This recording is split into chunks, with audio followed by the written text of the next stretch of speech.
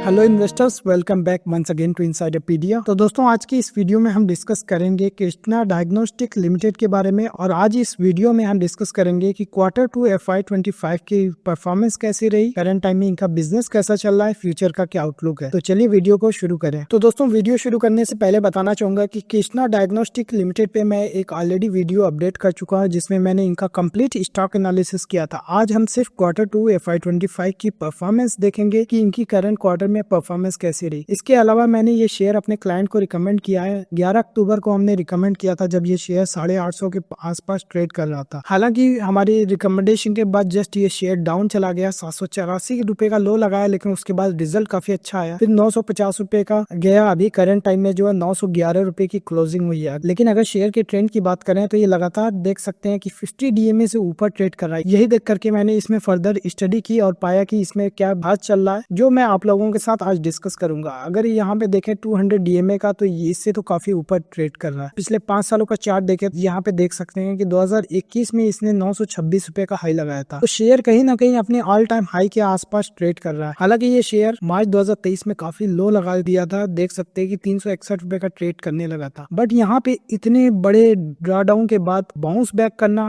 अपने आप में बताता है कि शेयर में कुछ तो पॉजिटिव डेवलपमेंट हो रहा है, जिसकी वजह से दोबारा से शेयर अपने ऑल टाइम हाई के आसपास ट्रेड कर रहा है। पिछले 6 महीने का चार्ट देखें तो ये तो काफी ज्यादा अप ट्रेंड में दिख रहा है। तो दोस्तों, कृष्णा डायग्नोस्टिक लिमिटेड जो कि एक डायग्नोस्टिक कंपनी है, यहाँ पे अगर इनकी मार्केट कैप की बात करें तो 2943 करोड़ की ये मार्केट कैप है। स्टॉक पी की बात करें तो 42 का है। यहाँ पे अगर ROC की बात करें तो बिलो एवरेज 10% का है। अगर ROE की बात करें तो ये भी काफी पुअर 7.35% का दिख रहा है। हालांकि मैं ये प्रीफर करता हूँ कि किसी भी कंपनी का ROE एटलीस्ट 20% या उससे ज्यादा का हो। बट डिस्पाइट दैट इस शेयर में कुछ खास डेवलपमेंट हो रहे हैं, जो आगे हम वीडियो में डिस्कस करेंगे। इसीलिए इतने कम ROE होने के बावजूद भी मैं इस शेयर में इंटरेस्टेड हूँ। अगर करंट टाइम में शेयर प्राइस की बात करें तो 912 रुपए का ट्रेड कर रहा है। इसके 52 वीक हाई की बात करें तो 973 का रहा है। अगर लो की बात करें तो 528 रुपए का इसने लो लगाया है। तो दोस्तों, अगर इनके क्वार्टरली रिजल्ट पे नजर डालें तो सेल्स देख सकते हैं कि इस क्वार्टर सितंबर 2024 में 186 करोड़ का रेवेन्यू रिपोर्ट किया। अगर ये भी बात करें सितंबर 2023 में 155 करोड़ रुपए का था। तो यहाँ पे YOY बेसिस पे अच्छी ग्रोथ देखने को मिली है। साथ ही साथ जून 2024 से कंपेयर करें तो 170 करोड़ का रेवेन्यू था। यहाँ पे क्वार्टर ऑन क्वार्टर बेसिस पे भी ग्रोथ देखने को मिली है। अगर यही नेट प्रॉफिट की बात करें तो 10 करोड़ का जो नेट प्रॉफिट था, अभी बढ़कर के 100% की जंप जो कि 20 करोड़ का हो गया। साथ ही साथ पिछले क्वार्टर में 18 करोड़ का प्रॉफिट था, तो यहाँ पे भी 10% की ग्रोथ देखने को मिली है। अगर ऑपरेटिंग प्रॉफिट मार्जिन की बात करें तो 20% का था पिछले साल, अभी 27% का ऑपरेटिंग प्रॉफिट मार्जिन, जो कि यहाँ पे देख सकते हैं कि लगातार इंक्रीजिंग ट्रेंड में है, क्योंकि पिछले क्वार्टर भी इन्होंने 25% का healthy operating profit margin report किया था। तो दोस्तों, अगर इनके डिप्रिसिएशन पे नजर डालें तो ये ऑलमोस्ट कांस्टेंट ही बना हुआ है, जो कि काफी अच्छी बात है। अगर इंटरेस्ट के कंपोनेंट पे देखें तो 5 से 6 करोड़ का ये भी ऑलमोस्ट कांस्टेंट ही बना हुआ है। एक जो रेशियो में देखता हूँ कि डिप्रिसिएशन और प्रॉफिट बिफोर टैक्स को कंपेयर करें, हालांकि ये रेशियो जो है हमारे फेवर में नहीं है, क्योंकि मैं कहता हूँ कि अगर 22 करोड़ रुपए का डिप्रिसिएशन है तो profit before tax at least 66 crore रुपए का होना चाहिए, यानी डिप्रिसिएशन से 3 गुना होना चाहिए। इसी वजह से देख सकते हैं इनका ROE काफी पुअर दिख रहा है। क्योंकि कंपनी में कुछ पॉजिटिव डेवलपमेंट हो रहे हैं, तो ओवर टाइम अगर इनका एसेट का यूटिलाइजेशन बढ़ेगा तो डिप्रिसिएशन का कंपोनेंट बढ़ेगा नहीं और प्रॉफिट बिफोर टैक्स काफी तेजी से जंप करेगा। इसी एक्सपेक्टेशन के साथ मैं इस शेयर को होल्ड कर रहा हूँ, जिसके बारे में अभी और फर्दर डिस्कशन करेंगे। तो दोस्तों, अगर इनके एनुअलाइज्ड रिजल्ट पे नजर डाले तो यहाँ पे सेल्स देख सकते हैं कि FY24 में 620 करोड़ रुपए का जो रेवेन्यू था, TTM बेसिस पे 681 करोड़ रुपए का दिख रहा है। साथ ही साथ नेट प्रॉफिट की बात करें जो 57 करोड़ का था, वो 69 करोड़ रुपए का काफी हेल्दी लेवल पे मेंटेन है। तो साथ ही साथ ऑपरेटिंग प्रॉफिट मार्जिन भी देख सकते हैं, जो कि FY24 में 23% का था, अभी TTM बेसिस पे 25% का शो कर रहा है। तो दोस्तों, अगर बैलेंस शीट पे एक नजर डालें तो यहाँ पे शेयर कैपिटल और रिजर्व देख सकते हैं कि ऑलमोस्ट 900 करोड़ का है। साथ ही साथ बोरोइंग का लेवल 216 करोड़ रुपए का है। अगर बात करें मार्च 2024 की, तो यहाँ पे देख सकते हैं कि 160 करोड़ की जो बोरोइंग थी वो बढ़ करके 216 की हो गई। तो यहाँ की लेली डेट का लेवल बढ़ता हुआ दिख रहा है। साथ ही साथ यहाँ पे ट्रेड रिसीवेबल देख सकते हैं कि 176 करोड़ से बढ़कर के 246 करोड़ रुपए का हो गया। कैश एंड कैश इक्विवेलेंट की बात करें तो 54 करोड़ से बढ़कर के 62 करोड़, ये तो काफी हेल्दी लेवल पे मेंटेन है। बट ट्रेड रिसीवेबल इतना तेजी से जंप क्यों हुआ है, ये मैनेजमेंट से समझना काफी जरूरी हो जाता है। तो दोस्तों, अगर इनके कैश फ्लोज पे नजर डाले तो ऑपरेटिंग एक्टिविटी से देख सकते हैं कि इन्होंने 24 करोड़ रुपए का कैश अक्रू किया। इन्वेस्टिंग एक्टिविटी में भी इन्होंने 129 करोड़ रुपए का इन्वेस्टमेंट किया है। साथ ही साथ फाइनेंसिंग एक्टिविटी में भी देख सकते हैं कि 84 करोड़ का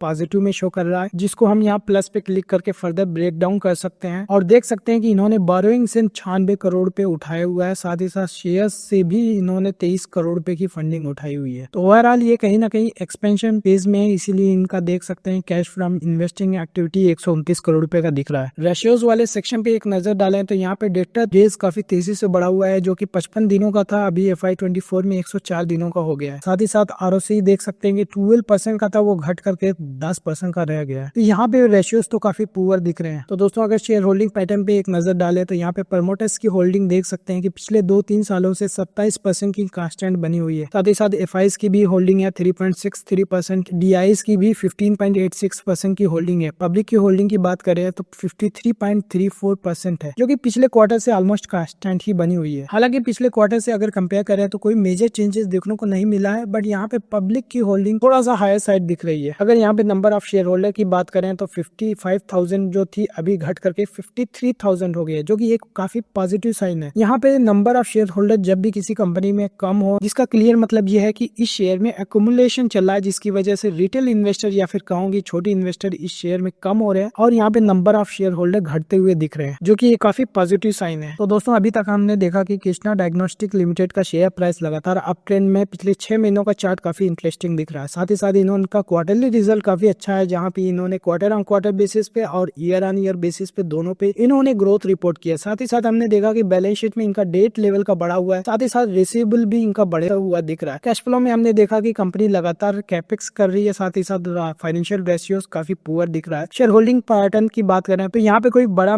चेंजेस देखने को नहीं मिला। एक चेंज ये था कि नंबर ऑफ शेयर होल्डर इसमें कम हो रहे हैं, जो कि एक काफी पॉजिटिव साइन है। तो दोस्तों अब आगे इस वीडियो में मैनेजमेंट की कमेंट्री को डिस्कस करेंगे, ताकि हम समझ पाए कि करंट टाइम में इस बिजनेस में क्या चल रहा है और फ्यूचर का क्या आउटलुक हो सकता है। तो चलिए मैनेजमेंट की कमेंट्री को डिस्कस करें। तो दोस्तों सबसे पहले इनके झारखंड में एक्सपेंशन हो रहा है, तो उसको डिस्कस कर लें। तो यहाँ पे इन्होंने पार्टनरशिप किया अपोलो की हेल्थ केयर प्राइवेट लिमिटेड में। तो यहाँ पे high growth health care sector जैसे कि ऑन्कोलॉजी और कार्डियक केयर है, यहाँ पे एडवांस डायग्नोस्टिक की रिक्वायरमेंट होती है। तो इस हाई ग्रोथ सेगमेंट में ये काफी ज्यादा सिग्निफिकेंट डिमांड देख रहे हैं और इसी के साथ इन्होंने अपोलो की हेल्थ केयर में लॉन्ग टर्म कॉन्ट्रैक्ट किया है। तो दोस्तों इनकी जो पार्टनरशिप डिटेल्स की बात करें तो इनकी जो पार्टनरशिप है एक एक्सक्लूसिव डायग्नोस्टिक पार्टनर के तौर पर है, जहाँ पे 30 इयर्स की इनकी जो पार्टनरशिप चलने वाली है। तो यहाँ पे लॉन्ग टर्म विजिबिलिटी है कि यहाँ पे लॉन्ग टर्म में ग्रोथ आएगी। तो दोस्तों साथ ही साथ इन्होंने टेक्नोलॉजी की पार्टनरशिप की है। तो यहाँ पे यूनाइटेड इमेजिंग जो कि एडवांस इमेजिंग सोल्यूशन देता है, जैसे कि MRI CT और PET CT, तो यहाँ से इन्होंने इक्विपमेंट आउटसोर्स करना स्टार्ट किया है। साथ ही साथ मेडिका बाजार से डिस्ट्रीब्यूशन नेटवर्क के लिए इन्होंने पार्टनरशिप की है। तो यूनाइटेड इमेजिंग से जो पार्टनरशिप की है, तो की जो फाइनेंसिंग टर्म है उसमें 10% अपफ्रंट पेमेंट करना पड़ेगा और बाकी जो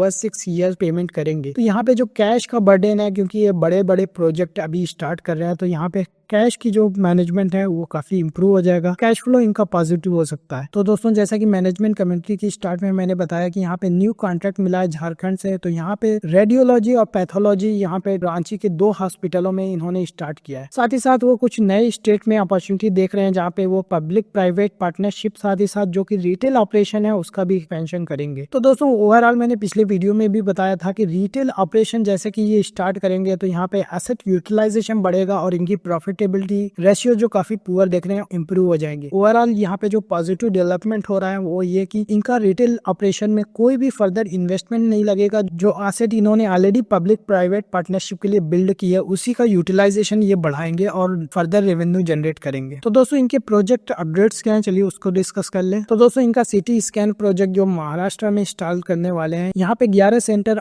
ऑलरेडी ऑपरेशन स्टार्ट हो गया है Q2 FY25 में। साथ ही साथ इन्होंने बताया कि रिमेनिंग जो सेंटर है वो नेक्स्ट फिस्कल ईयर से पहले ही स्टार्ट हो जाएंगे। इसके अलावा MRI प्रोजेक्ट की बात करें तो महाराष्ट्र में 17 न्यू सेंटर ओपन हो चुके हैं, 5 और ईयर एंड तक ऑपरेशनलाइज हो जाएंगे। साथ ही साथ मध्य प्रदेश ने 5 नए सेंटर ओपन कर दिए गए हैं, ईयर एंड तक 2 सेंटर में भी ऑपरेशन स्टार्ट हो जाएगा। साथ ही साथ ओडिशा में काफी अच्छा बिजनेस चल रहा है, इनके पास 400 सेंटर्स थे लेकिन अभी इसको एक्सटेंड करके 600 सेंटर बनाए गए हैं। साथ ही साथ अगर आसाम के प्रोजेक्ट की बात करें जो कि पिछले क्वार्टर ही स्टार्ट हुआ है, तो 10 लैब यहाँ पे ऑपरेशनल हो गए हैं। हैं, साथ ही साथ 652 कलेक्शन सेक्टर भी एक्टिव कर दिए गए। तो दोस्तों इस बिजनेस में सबसे इंपॉर्टेंट चीज की ये रिटेल बिजनेस स्ट्रेटेजी ला रहे हैं ताकि इनकी जो भी एसेट बिल्डअप हो रही है पब्लिक प्राइवेट पार्टनरशिप के लिए उसका यूटिलाइजेशन बढ़ा करके प्रॉफिटेबिलिटी इंप्रूव कर दिया जाए। तो दोस्तों कल्याण ज्वेलर्स में भी सिमिलर तरह की चीजें देखी गई, जहाँ पे उन्होंने फ्रेंचाइजी रूट से अपनी वर्किंग कैपिटल को कम किया था। तो उसी तरह का कुछ पॉजिटिव डेवलपमेंट ही कृष्णा डायग्नोस्टिक में भी हो रहा है, जहाँ पे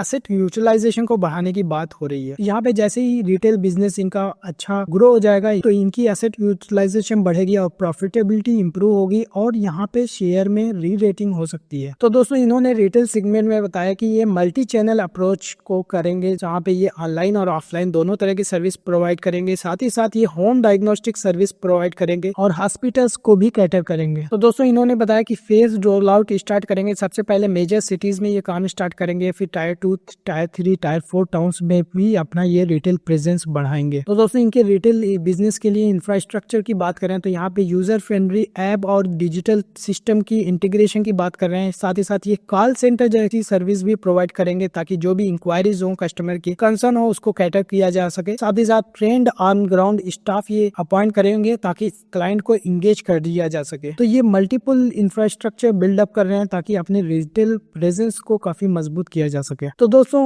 कृष्णा डायग्नोस्टिक लिमिटेड में फर्दर डिस्कशन करेंगे, लेकिन उससे पहले बताना चाहूंगा कि अगर आप स्टॉक रिकमेंडेशन सर्विस के बारे में देख रहे हैं तो आप हमारे टेलीग्राम चैनल को ज्वाइन कर सकते हैं, लिंक डिस्क्रिप्शन बॉक्स में दिया हुआ है। इसके अलावा हमारे पास व्हाट्सएप ग्रुप है, HNI सर्विस है, उसके बारे में अधिक जानकारी के लिए आप हमें दिए हुए नंबर पे कांटेक्ट कर सकते हैं। तो दोस्तों इनके फाइनेंशियल हाइलाइट्स क्या है, चलिए उसको भी डिस्कस कर लें। दोस्तों इनका रिसीवेबल जैसे कि मैंने बताया कि ये बढ़ा हुआ दिख रहा है, तो 243 करोड़ का रिसीवेबल है सितंबर 2024 तक। तो यहाँ पे 125 करोड़ यहाँ पे सिर्फ 2 स्टेट में ये पेंडिंग है, जो कि सेटलमेंट जल्द ही इनका कंप्लीट हो जाएगा। तो यहाँ पे जो दूसरा पेमेंट है 118 करोड़ का, ये 16 स्टेट से जो कि नॉर्मल 7 दिनों की रिसीवेबल साइकिल हो रही है उसी के बेसिस पे है। तो यहाँ पे जो 118 करोड़ का जो पेमेंट है ये कोई बड़ा कंसर्न नहीं है। बड़ा कंसर्न है 125 करोड़ का जो पेमेंट है इसमें डिले हो रहा है। जैसा कि इसमें जो 2 स्टेट्स हैं, यहाँ पे एक स्टेट महाराष्ट्र का है और आपको पता ही है महाराष्ट्र में रिसेंटली इलेक्शन हुए थे और जब भी किसी स्टेट में इलेक्शन जैसी चीजें होती है तो सरकारी काम सारा रुक जाता है, पेंडिंग में रहता है। तो इसी वजह से इनका 125 करोड़ का पेमेंट इसीलिए पेंडिंग है। तो जैसे ही महाराष्ट्र में जैसा कि शुरू हो गया है काम और नई गवर्नमेंट फॉर्म हो चुकी है तो जल्द से जल्द ये पेमेंट भी इनका रिलीज हो जाएगा। तो दोस्तों इस तरह के गवर्नमेंट रिलेटेड प्रोजेक्ट हमने शक्ति पंप्स में भी देखा था कि महाराष्ट्र से उनका पेमेंट पेंडिंग था। तो जितने भी गवर्नमेंट रिलेटेड प्रोजेक्ट हैं यहाँ पे पेमेंट का इशू काफी ज्यादा होता है और वर्किंग कैपिटल जब ज्यादा लगता है तो बिजनेस में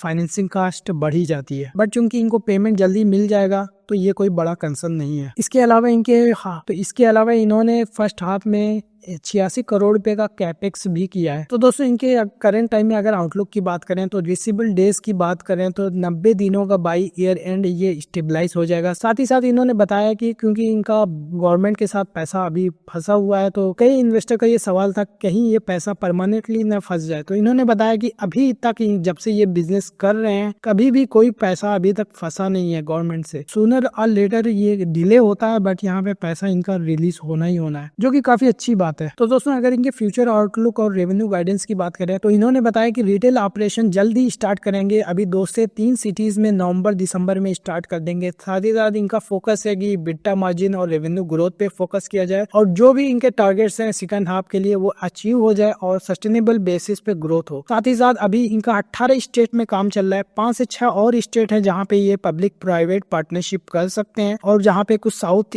इंडियन स्टेट्स भी शामिल हो सकते हैं। तो दोस्तों इस वीडियो का एंडिंग पार्ट कंक्लूजन। तो दोस्तों जैसा कि मैंने बताया कि कृष्णा डायग्नोस्टिक लिमिटेड का शेयर प्राइस पिछले 6 महीने से अपर ट्रेंड में, साथ ही साथ क्वार्टरली रिजल्ट काफी अच्छा है। मैनेजमेंट जो काफी ज्यादा इम्फेसाइज कर रही थी कि इनकी रिटेल प्रेजेंस बढ़ानी है, अभी 2 से 3 सिटीज में स्टार्ट करेंगे इसी नवंबर और दिसंबर में। और जैसे ही इनको ट्रैक्शन मिलता है तो ये हर तरह की कोशिश कर रहे हैं, चाहे वो फिर ऑनलाइन सिस्टम हो या फिर कॉल सेंटर जैसी सर्विस हो या फिर डायग्नोस्टिक सर्विस हो, ये हर तरह की सर्विस कस्टमर को देना चाहते हैं। तो अगर फ्यूचर में ये अपने रिटेल बिजनेस में सक्सेसफुल होते हैं तो इनका करंट टाइम में जो भी इन्होंने एसेट बिल्डअप किया है जो कि गवर्नमेंट के रिलेटेड प्रोजेक्ट्स हैं वहाँ पे यूटिलाइजेशन बढ़ेगा, क्योंकि यहाँ पे इनको कोई फर्दर कैपेक्स नहीं करना पड़ेगा। सेम एसेट्स पे ये मोर नंबर ऑफ कस्टमर्स को ये कैटर करेंगे। तो अगर इस चीज में ये कामयाब होते हैं तो इनकी प्रॉफिटेबिलिटी काफी इंप्रूव हो सकती है, जहाँ पे ये टॉप लाइन से ज्यादा बॉटम लाइन ग्रो करेगी और यहाँ पे शेयर अच्छा रिटर्न दे सकता है। तो दोस्तों इसी एक्सपेक्टेशन के साथ करंट टाइम में मैं भी इस शेयर को होल्ड किया, अपने क्लाइंट्स को रिकमेंड किया है, बट ये मैं क्वार्टर ऑन क्वार्टर बेसिस पे रिव्यू करूंगा और देखूंगा कि कैसा इनका रिटेल ट्रैक्शन मिल रहा है। उसी के बेसिस पे हम डिसीजन लेंगे कि कितना इसको होल्ड करना है। तो दोस्तों उम्मीद करता हूँ ये वीडियो आपको काफी पसंद आया होगा। पसंद आया तो इस वीडियो को लाइक करें, चैनल पे नए हैं तो सब्सक्राइब कर लें, क्योंकि इसी तरह की वीडियोस में रेगुलरली अपडेट करते रहता हूँ। And thank you for watching.